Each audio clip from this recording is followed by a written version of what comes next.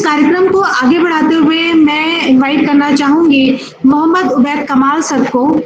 आपने 1991 में अपना पहला डेब्यू किया था रणजी ट्रॉफी के साथ और लगभग 33 लिस्ट ए के मैचेस आपने प्ले किए हैं, जिसमें इंडिया ए वेस्ट इंडीज के अगेंस्ट में, इंग्लैंड के अगेंस्ट में, इसके अलावा आपने रणजी ट्रॉफी, ईरानी ट्रॉफी, दिलीप ट्रॉफी और वेल्स ट्रॉफी में भी पार्टिसिपेट किया है।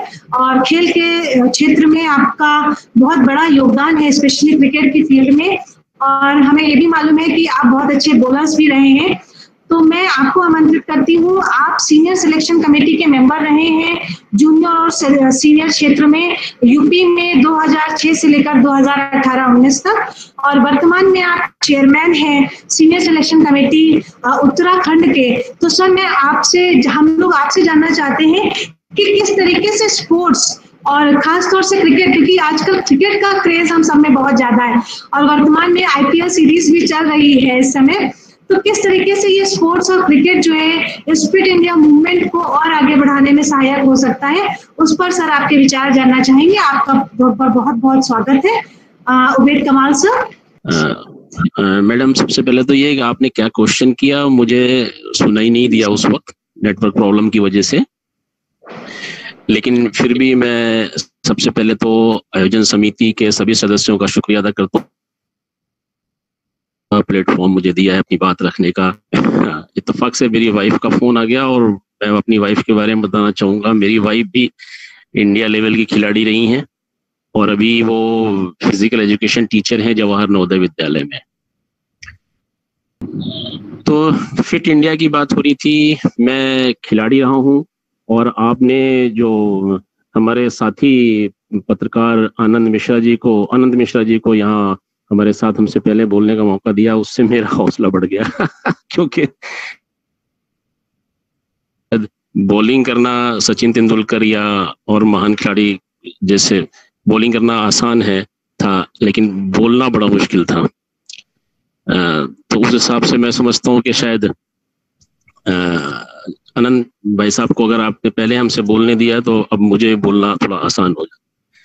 तो मैं ये बात कहना चाह रहा था कि फिट इंडिया जो ये मूवमेंट है, जब हमने सुना कि हमारे माननीय प्रधानमंत्री जी ने उन्होंने जब इस मुहिम को शुरू किया तो मैं बड़ा खुश हुआ, क्योंकि हम लोगों का खेल जीवन ही शुरू से ही, पैदा होने के बाद से ही मैं खेल की दुनिया से जुड़ गया था और खेलता रहा हूँ। तो मैं जब एक काफी मेहनत के बाद, जद्दोजहद के बाद जब मैं एक लेवल पे पहुंचा तो मैं सोचता था कि यार हर घर में स्पोर्ट्स कल्चर होना चाहिए, हमारे देश में स्पोर्ट्स कल्चर होना चाहिए। तो सच में वो दिन अब दूर नहीं है कि घर घर में स्पोर्ट्स कल्चर हो जाएगा, क्योंकि हम देख रहे हैं इधर काफी सालों से जब हमने खेलना शुरू किया था तो हमें खेलने के लिए रोका जाता था, लेकिन आज पेरेंट्स खुद बच्चों को लेकर ग्राउंड पहुंच रहे हैं और वो हर मुमकिन कोशिश करते हैं कि उनका बेटा जो है तो एक अच्छा स्पोर्ट्समैन बनके वो समाज में जिंदगी जिए, क्योंकि आज की डेट में स्पोर्ट्समैन को हर चीज देखा जाए तो अवेलेबल हो जाती है, अगर वो एक अच्छा प्लेटफॉर्म अपना एक मकाम अगर हासिल कर लेता है। तो मैं बात करूंगा शुरुआती दिनों की। मेरे ब्रदर जो है वो खुद भी यूनिवर्सिटी लेवल के खिलाड़ी थे, क्रिकेटर थे, और मेरे और एक भाई वो वेट लिफ्टर थे स्टेट लेवल के, और लेकिन उसके बावजूद भी मुझे खेलने के लिए मना किया जाता था और वो उनका कहना ये होता था कि बस पढ़ाई करो, खेल से कुछ नहीं होना है। लेकिन मैंने खेल की जीवन को ही सब कुछ मान लिया था। मुझे था कि मुझे जिंदगी में अगर कुछ करना है तो वो खेल ही है जिससे मैं कुछ अचीव कर सकता हूँ। तो मैंने खेल को 24 घंटे दिया है, जिसकी वजह से मैं ये मकाम हासिल किया हूँ कि मैं India youth rest of India में खेला, यूपी और पंजाब के लिए रणजी ट्रॉफी खेला, अभी मैं चेयरमैन हूँ उत्तराखंड का।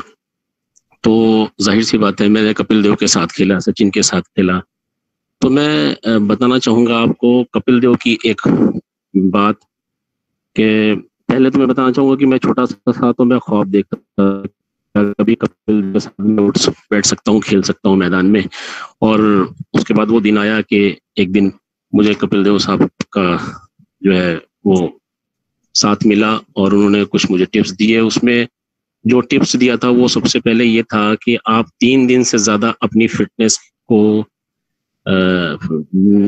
मतलब नहीं छोड़ सकते। 3 दिन से ज़्यादा अगर आप फिटनेस नहीं कर रहे हैं तो इसका मतलब कि आप अनफिट होने की तरफ आप अग्रसर हो रहे हैं। तो फिटनेस तो लगभग आपको रोज ही करना है और स्लीप लेना है। डीप स्लीप्स जब हम लेते हैं तभी हम अगले दिन और फ्रेश होकर के अपनी फिटनेस को बढ़ाने के लिए कुछ करते हैं खास। तो जो ये फिट इंडिया मूवमेंट है, मैं समझता हूँ ये सबसे पहले छोटे से बच्चे के लिए शुरू होता है। छोटा बच्चा अगर आपने उसको शुरुआत में ही किसी खेल से जोड़ दिया तो वो जरूर पूरी लाइफ उस चीज को करता रहेगा। अगर वो एज निकल जाने के बाद अगर आप चाहें कि वो खेल की दुनिया से जुड़े तो मैं समझता हूँ शायद इतना आसान नहीं होगा कि वो खेल की दुनिया से जुड़ सकता है और फिट रह सकता है। क्योंकि खेल की दुनिया से जुड़ करके ही फिट हो सकते हैं। वो फुटबॉल हो सकता है, हॉकी हो सकता है, बैडमिंटन, बहुत सारे ऐसे खेल हैं जो हम खेल सकते हैं। तो मैं अपने बारे में बताऊं कि मेरा बेटा छोटा सा है, 5 साल का हो गया है। जब वो 1 साल का था तब से उसके अंदर खेलने की जो, क्योंकि वाइफ भी खिलाड़ी और मैं भी खिलाड़ी, तो उसके ब्लड में जो चीजें थी वो साफ दिखती थी कि वो ग्राउंड देखकर एकदम से व्याकुल हो जाता था ग्राउंड में खेलने के लिए। और इत्तेफाक ऐसा रहा कि उसे क्रिकेट का ही शौक ज्यादा दिखा। वो लेफ्ट हैंड बैटिंग करता है, मैं सोचता था कि वो लेफ्ट हैंड बैटिंग करे और राइट हैंड फास्ट बॉलिंग, तो वो लेफ्ट हैंड बैट्समैन और राइट हैंड बैट्स बॉलर ही बन के निकल रहा है। और अभी थोड़ी देर पहले वो खेल ही रहा था, जबकि लॉकडाउन में कहीं जाने का नहीं है। लेकिन रब का करम है कि मेरे पास छोटा सा फ्लैट जो है उसमें इतनी जगह है कि अंदर ही हम क्रिकेट खेल लेते हैं। तो अंदर ही हमने वो बना लिया है छोटा सा विकेट, और वो करीब 30 फुट की जो बीच में गैलरी है उसमें वो दिन भर खेलते रहते हैं। और पढ़ाई का भी उसको शौक है, वो 1 घंटे पढ़ाई करता है तो 2 घंटे क्रिकेट खेलता है। तो ये है मेरा पैशन। और मेरी बेटी जो 12 साल की हो गई है, लेकिन उसमें खेल के लिए बिल्कुल भी ऐसा लगाव नहीं था। लेकिन मैं आपको एक वाक्य बताता हूँ कि मैंने एक छोटा सा प्लान किया।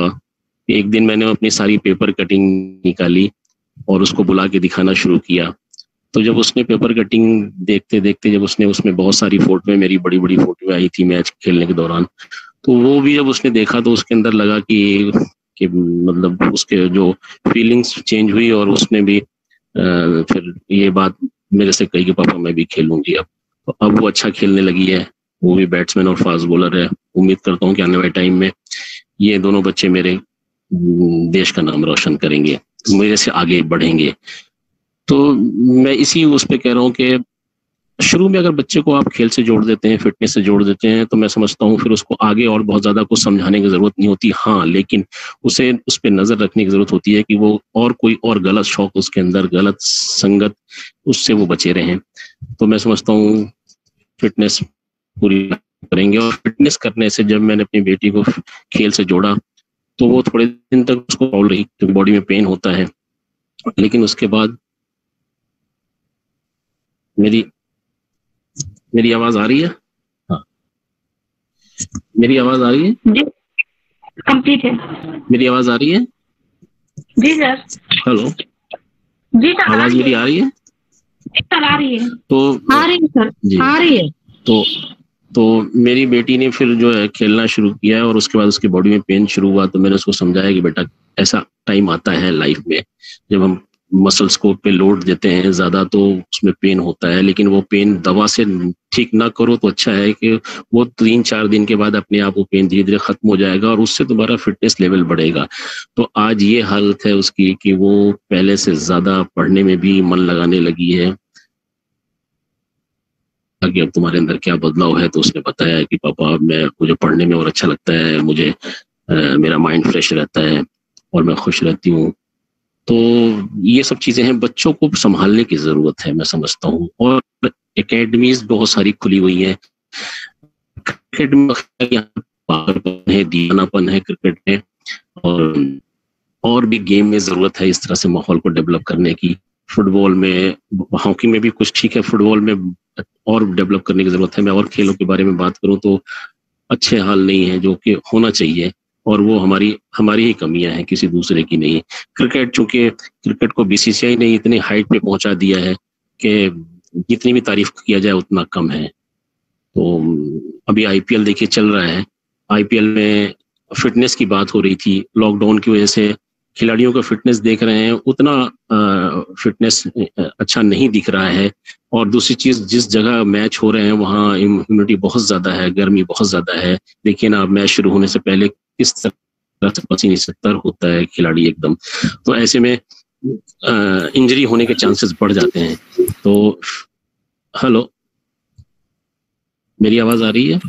हाँ सर। हाँ, तो आप देखिए आईपीएल का भी आगे मैचेस जो चल रहे हैं, इसमें अभी खिलाड़ियों को, टीम को बड़ा इस पे ध्यान देना होगा कि आगे लास्ट के मैचेस जो बचेंगे उसमें खिलाड़ी कितना अपने आप को बचा लेता है, अपनी सारी शक्ति को आखिरी में, बिल्कुल क्वार्टर फाइनल, सेमीफाइनल में वो शक्ति को झोंकने के लिए। क्योंकि ये एक बड़ी एबिलिटी होती है किसी भी खिलाड़ी में कि वो लास्ट तक किसी भी जो इवेंट में ऐसे गेम में पार्टिसिपेट करे तो वो लास्ट तक अपनी टीम के लिए अच्छा करता चला जाए। क्योंकि बीच में अनफिट हो गया तो फिर तो टीम का ही नुकसान होता है, उसका तो होता ही है खिलाड़ी का, टीम का। तो फिटनेस देखिए, मैं फिर बात करूंगा कि इस टाइम लॉकडाउन शुरू हुआ था, तो चूंकि मेरी वाइफ नवोदय में है, तो नवोदय में रहने का भी सारा अरेंजमेंट बढ़िया होता है, और खेल से जुड़ी हुई है तो सामने ग्राउंड भी। तो मैंने उस पीरियड को बड़ा सही कैश किया, अपने दोनों बच्चों को मैं सारा टाइम देता था वहां पर ग्राउंड में, सुबह दोपहर शाम। तो उससे गेम में जो उनको साल भर में इम्प्रूव करना था वो 2 महीने में इम्प्रूव कर गए।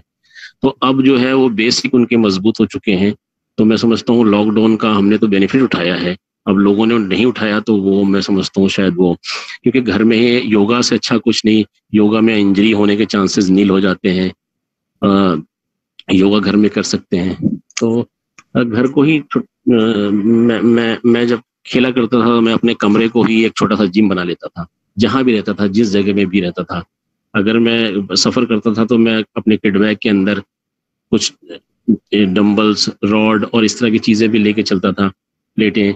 वो थोड़ा मुश्किल होता था मुझे, लेकिन मैं उसको लेके चलता था क्योंकि मैं जानता था कि मेरी फिटनेस अगर है तभी मैं आगे सरवाइव करूंगा। रणजी ट्रॉफी सीजन बहुत लंबा होता था, और अगर 8-10 मैच भी रणजी ट्रॉफी के 4 डे मैच, 3 डे मैच होते थे, तो वो अगर 8-10 मैच भी हम खेल रहे हैं तो लास्ट के मैच खेलने में हालत खराब हो जाती थी। तो इसलिए ऑफ सीजन में बहुत ज्यादा ट्रेनिंग करते थे हम लोग, और ट्रेनिंग हमारी 4-4, 4.5 घंटे की ट्रेनिंग होती थी। और इस तरह ट्रेनिंग हम करते थे कि हमारी लगता था कि नसें फट जाएंगी अगर इससे ज्यादा हमने कुछ कर लिया तो रुकना पड़ता था। ऐसे स्टेज पे ले जाते थे हम अपने आप को। मैं रणजी ट्रॉफी का एक एग्जाम्पल दूं कि मैं यहीं लखनऊ में ही था, हमारा बॉम्बे से मैच था। तो मैंने और एक हमारे प्रदेश के महान क्रिकेटर हुए हैं जिन्होंने यूपी की क्रिकेट में उनका ऐसा योगदान है जो कभी भुलाया नहीं जा सकता। वो शख्स हैं ज्ञानेंद्र पांडे, जो इंटरनेशनल भी खेले हुए हैं, और अभी थोड़े दिन पहले उन्होंने वो इंडिया के सेलेक्टर थे, जूनियर इंडिया के, और उनके रहते हुए यूपी के खिलाड़ियों का बहुत भला हुआ है।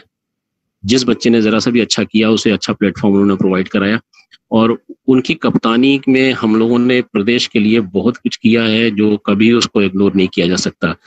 उसी दौर में जैदी, आशीष विंस्टन जैदी और रिजवान शमशाद, राहुल सप्रू जैसे खिलाड़ी इस प्रदेश में पैदा हुए, और आज भी ये लोग क्रिकेट के लिए सर्व कर रहे हैं बड़े ईमानदारी से। तो मैं कहना चाह रहा था फिटनेस को लेकर कि हमारा मैच था बॉम्बे से ही केडी सिंह बाबू में, और हमने 2 दिन पहले अपने इंजन को चेक करने के लिए 18 राउंड लगाए थे उस पूरे, क्योंकि वो डबल ग्राउंड है केडी सिंह बाबू लखनऊ में जो है। तो 18 राउंड लगाए थे इसलिए कि हमें अपना इंजन चेक करना है कि हम क्या, परसों से मैच जो शुरू होने वाला है अगेंस्ट बॉम्बे, क्योंकि बॉम्बे की टीम बहुत बड़ी टीम कही जाती थी, और बम्बईयों का ये मानना था कि हम यूपी के लोग भैया होते हैं। तो भैया क्यों होते थे? क्योंकि हमारा फिटनेस लेवल उतना अच्छा नहीं था, हम मेंटली इतने स्ट्रांग नहीं होते थे अपने फील्ड में, अपने गेम में। तो वो हम लोगों का जब ये लॉट आया तो हम लोगों ने इस धारणा को चेंज किया है दूसरे और लोगों, खिलाड़ियों के जो मन में थी। तो देखा जाए तो फिर उसके बाद वो हमने वहाँ बॉम्बे वाले मैच में अच्छी परफॉर्मेंस भी किया, और फिर बॉम्बे में जाके हराया। तो उसके पीछे रीजन यही था कि हम लोगों ने फिटनेस पे बहुत ध्यान दिया था, बहुत ज्यादा फिटनेस पे ध्यान देते थे, क्योंकि हम जानते थे कि हम फिटनेस जब अच्छा करेंगे तभी हम मैच में भी अच्छा करेंगे। और इसमें एक कहने वाली बात थी कि हमारे टाइम में हमने अपने जूनियर को भी सपोर्ट किया, क्योंकि हम ये जानते थे कि जूनियर क्रिकेटर को हम सपोर्ट नहीं करेंगे तो हम ये मैच नहीं जीतेंगे। इंडिविजुअल परफॉर्मेंस तो हमारी हो जाएगी, लेकिन हम मैच नहीं जीतेंगे, कम जीतेंगे मैच, और कम जीतने से हम आगे सरवाइव नहीं करेंगे। जब हम हर मैच जीतेंगे तभी हमें अगला मैच मिलता जाएगा, और हमारे नंबर ऑफ मैचेस बढ़ेंगे तो हमारी परफॉर्मेंस बढ़ेगी, तब हमें इंडिया में कहीं ना कहीं हमारा भी नाम आएगा। तो ये चीजें हैं। तो सच में आज भी वही चीजें दोहराने की जरूरत है कि हम दूसरों को, अपने जूनियर को, अपकमिंग खिलाड़ी को, किसी भी खेल से जुड़ा हुआ उसे अप्रिशिएट करें, उसको बढ़ावा दें। मैं आज भी क्रिकेट से जुड़ा हुआ हूँ और खेल से जुड़ा हुआ हूँ, मैदान से जुड़ा हुआ हूँ। मैं अपने जूनियर बच्चों को जो आते हैं, कभी हमारे संपर्क में रहते हैं, तो मैं उनको यही गाइड करता हूँ कि अगर आपकी फिटनेस नहीं अच्छी होगी तो आप सरवाइव नहीं करोगे। फिटनेस होने से आपका कॉन्फिडेंस लेवल बढ़ता है। तो ऐसे बहुत सी चीजें हैं। मैं बहुत खुश हूँ इस प्रोग्राम में मुझे बोलने का मौका मिला, अपनी बात रखने का मौका मिला। मैं कपिल देव की बात मैंने आपको बता दिया कि उन्होंने सबसे पहले जो मेरे से बात कही थी कि 3 दिन से ज्यादा आप अपने फिटनेस को नहीं छोड़ सकते। अगर आप 3 दिन से ज्यादा रेस्ट कर रहे हैं तो आप अपने लिए नुकसान पैदा कर रहे हैं। और मैं कैफ की बात करूंगा, इसमें सुरेश रैना की भी कुछ बातें करूंगा, आरपी सिंह और भुवनेश्वर की बात करूंगा। कैफ के बारे में बताना चाहूंगा। कैफ है और उसका रणजी ट्रॉफी टीम में सिलेक्शन हुआ यूपी के, तो वो मेरा रूम पार्टनर बना, मेरे बेटे जैसा था वो। तो वो मेरे साथ एडजस्ट नहीं कर रहा था। देखिए, फिटनेस का शौक होता है एक, अगर फिटनेस का शौक आपके अंदर पैदा हो गया तो आपको कोई रोक नहीं सकता, क्योंकि एक जुनून होता है, एक नशा होता है फिटनेस करने का, एक मजा होता है इसमें जो और किसी चीज में नहीं मिलता है। और गहरी नींद के बाद और मजा आता है फिटनेस करने का। तो मैं कैफ की बात कर रहा था। कैफ का जब रणजी ट्रॉफी टीम में सिलेक्शन होता है, मेरे पास फर्स्ट क्लास, हम होटल में थे कानपुर के अंदर, और कैफ मेरे रूम में कभी आता था, कभी बाहर चला जाता था। मैं देख रहा था काफी देर से परेशान है, क्या बात है, परेशान क्यों है इतना। इतने में फिर आगे वो मेरे से कहता है, उब्बू भाई एक बात कहूँ आपसे। मैंने कहा बोलो, क्या कहना चाहते हो। तो उसने कहा कि मैं जो बात कहने जा रहा हूँ आप किसी से कहेंगे तो नहीं। तो मुझे लगा कि शायद इसे कुछ गलत शौक है जिसकी वजह से इसने इस तरह की बात की है, कर रहा है मेरे से, कुछ इसको डर इसी लिए लग रहा है मेरे से, ये खुल के बात नहीं कर पा रहा, लेकिन अब हिम्मत करके कुछ बोलना चाह रहा है। तो मैंने कहा नहीं बोलो क्या बात है। मैं नहीं कहूंगा, बताओ क्या बात है। कहता वो भाई मैं चाहता हूँ कि मैं ग्रीन पार्क हॉस्टल में जाके रुकूं, और वहां से फिर मैं त्यागी सर के अंडर में, उस वक्त त्यागी जी थे कोच, लक्ष्य त्यागी उनके कोच थे, उनके अंडर में मैं मॉर्निंग सेशन करूंगा, ट्रेनिंग सेशन। उसके बाद मैं सुबह आ जाऊंगा, मैच में ग्राउंड में जाने से पहले लॉबी में आ जाऊंगा और मैं गाड़ी में बैठ जाऊंगा। मैंने कहा ठीक है, ऐसा तुम सही कह रहे हो। बोला हाँ मैं सही कह रहा हूँ। मैंने कहा यार वहां वो दरबे के जैसा तुम्हारा जो क्रिकेट हॉस्टल है, हालांकि मैं भी उस हॉस्टल में रहा हूँ, लेकिन मैंने उस वक्त कहा, मैंने को दरबे की तरह जो छोटा सा जो मुर्गी के दरबे के जैसा वो हॉस्टल है, तुम वहां जाके रहोगे, और इतना बढ़िया होटल है ये, फर्स्ट क्लास, तुम इस रूम को छोड़ के जा रहे हो। अब तो रणजी ट्रॉफी में तुम्हारा सिलेक्शन हो गया है, अब तुम क्यों वहां। बोला नहीं अब्बू भाई, मैं सुबह वहां जाके जो ट्रेनिंग करूंगा ना, वो ट्रेनिंग मेरे लिए बहुत इंपॉर्टेंट है, और वो ट्रेनिंग करके मैं सुबह आ जाऊंगा। किसी से कहिएगा नहीं, क्योंकि मैनेजर नाराज हो जाएगा फिर, तो वो ठीक नहीं रहेगा। मैंने कहा ठीक है, तुम अगर सच बात कह रहे हो तुम जाओ, मैं मेरे से कोई पूछेगा नहीं, अगर पूछेगा तो मैं कह दूंगा हाँ तुम यहीं पर हो। कैफ में रेगुलर वो हॉस्टल में रहा और रेगुलर वो ट्रेनिंग करके आता था। सुबह 10 मिनट पहले आ जाता था, टीम को ज्वाइन करता था, और टीम को ज्वाइन करने के बाद भी आप उसका एटीट्यूड देखिए कैफ का, कि ग्राउंड के अंदर भी वो, हम सब सीनियर खिलाड़ी पहले वो अपना एनक्स ठीक करते थे, फिर हेड ठीक करते थे, तब ग्राउंड में जाते थे। वो बंदा भागता था ग्राउंड के अंदर, उसके बाद वो 1 राउंड 2 राउंड लगा लेता था हमारे ग्राउंड में आने से पहले। उसके बाद फिर वो टीम को ज्वाइन करता था, टीम के साथ वार्म करता था। मतलब वो 5 मिनट भी अपना वेस्ट नहीं करता था, ऐसा था। उसको फिटनेस का इतना शौक था, उसके मसल उसको इनकरेज करते थे हमेशा कुछ ना कुछ करते रहने की। तो फिर उस मैच की बात बताऊं मैं, हमारा वो हरियाणा से मैच था, बड़ा मैच था, नॉकआउट का मैच था, बड़ा प्रेशर गेम होता है नॉकआउट मैच जो होता है। उसमें वो गली में फील्डिंग कर रहा था, और एक बैट्समैन था जो अच्छा बैट्समैन था, जो 200-200 रन की पारियां खेलता था। तो हम पर भी प्रेशर था कि उसको जल्दी आउट करना है यार। तो मैं रनअप पे जा रहा था, तो कैफ दौड़ता हुआ आ रहा था पीछे से, और कौन आ रहा है, तो मुझे लगा यार कौन मेरे पास आ रहा है, ज्ञानेंद्र कैप्टन, उसके साउंड नहीं है, उसके स्टेपिंग के साउंड नहीं है। ऐसे करते करते मैं आखिर में किसी भी निष्कर्ष पे नहीं पहुंच सका कि कौन मेरी तरफ आ रहा है। रनअप के पास भी आ गया है ये दौड़ता हुआ, और उस टाइम जब मैं बॉल करने जा रहा हूँ रनअप पे, इतने में आके उसने मेरे कंधे पे हाथ रखा, उब्बू भाई आप आउटस्विंग करते जाइए, बस गली से कैच छूटेगा नहीं, मैं पकड़ के दिखाऊंगा। तो मुझे बड़ा गुस्सा आया। मैंने कहा यार कैफ ऐसी बात करके जा रहा है, अभी पहला मैच रणजी ट्रॉफी का है और ये सबके सामने मीडिया के लोग बैठे हुए हैं, दोनों टीमें बैठी हुई हैं, ऑफिशियल्स बैठे हुए हैं, पब्लिक है, दर्शक हैं, और ये इतना ये अंदर नहीं, एक सीनियर के कंधे पे हाथ नहीं रखते। मुझे गुस्सा तो बहुत कस के था, शायद आशीष विंस्टन सहती होता तो वो और कोई भी कुछ गुस्सा करता, पर मैंने थोड़ा ठंडे दिमाग सोचने वाला, तब मैंने कहा यार इस बच्चे में इतना कॉन्फिडेंस, ये भागता हुआ आकर के टच कर रहा है मेरे कंधे को और फिर उसके बाद ये बात कह के चला जा रहा है, क्या जरूरत थी इतनी दूर भागकर 100 मीटर दौड़कर आने की, क्या जरूरत थी? ये तो इसकी फिटनेस लेवल इतनी हाई है कि इसको यहाँ तक आने का मन में आ गया तो भाग के आके इनकरेज करके चला गया। ये बच्चा ये रुकने वाला नहीं है, ये देश के लिए खेलेगा, और ये देश के लिए खेलेगा नहीं ऐसे 2-4 टेस्ट नहीं खेलेगा, बल्कि ये स्टेबल होकर खेलेगा और लंबे करीब, और सचिन के साथ बैठ के खेलेगा। ड्रेसिंग रूम के अंदर इसे माहौल कोई देगा नहीं, बल्कि ये बना लेगा, क्योंकि हम लोगों को पहले ये था जब हमने खेलना शुरू किया था कि हमारे यूपी के खिलाड़ियों को माहौल नहीं मिलता था, ड्रेसिंग रूम के अंदर इग्नोर किया जाता था। तो मैंने कहा ये लड़का है जो ड्रेसिंग रूम के अंदर बैठेगा और माहौल को अपने हिसाब से बनाएगा, सचिन के साथ बगल में बैठ के बातें करेगा और देश को मैचेस जिता के देगा। फिर वो उसने प्रूव किया। इसके बाद अगर मैं बात करूं सुरेश रैना की, सुरेश रैना के अंदर भी बहुत ज्यादा शौक था फील्डिंग का और फिटनेस का, इसीलिए आज भी वो खेल रहे हैं, अभी भी उनमें क्षमता है कि वो देश के लिए फिटनेस, सिर्फ फिटनेस।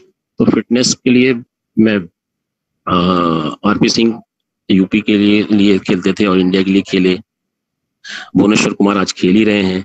ऐसे बहुत सारे उदाहरण हैं जिन्होंने फिटनेस लेवल पे पूरा फोकस किया और अपने लेवल को आगे बढ़ाते हुए अपने गेम को भी, क्योंकि स्किल का जहां बात आती है वहां फिटनेस आके आपको या तो आपको इंकरेज करती है या आपको डिस्करेज। तो फिटनेस बहुत इंपॉर्टेंट है।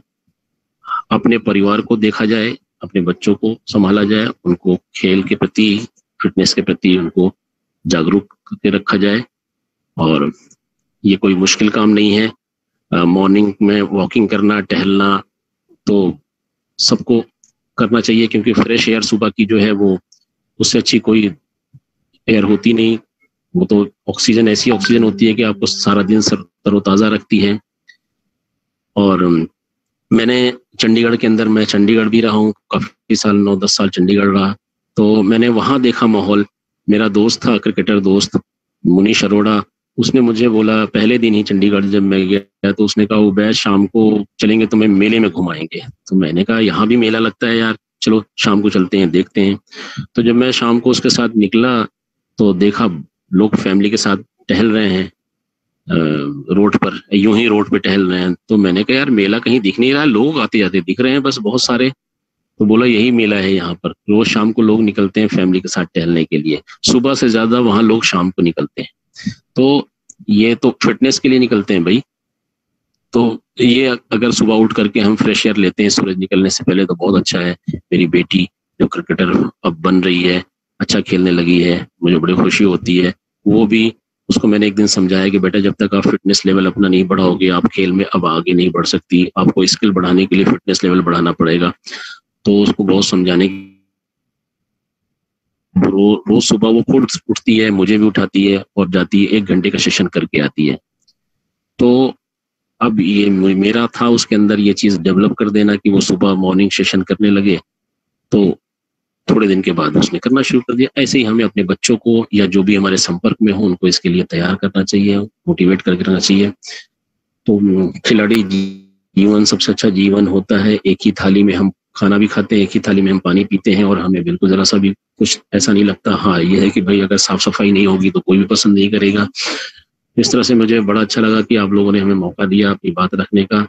और मैं समझता हूँ कि ये सुन करके बात कि 64% लोग जो है तो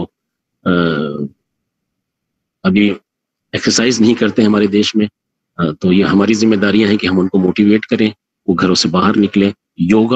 योगा से आसान कुछ नहीं है। मैं समझता हूँ रब को याद करते रहिए और थोड़ी वो करते रहिए, इससे अच्छा क्या हो सकता है। तो मैं धन्यवाद देता हूँ कि आपने मुझे इस प्लेटफॉर्म को पे बोलने का मौका दिया। मैं समझता हूँ कि आने वाले टाइम में जरूर हमारे देश में स्पोर्ट्स कल्चर घर घर में दिखाई देगा। धन्यवाद, शुक्रिया।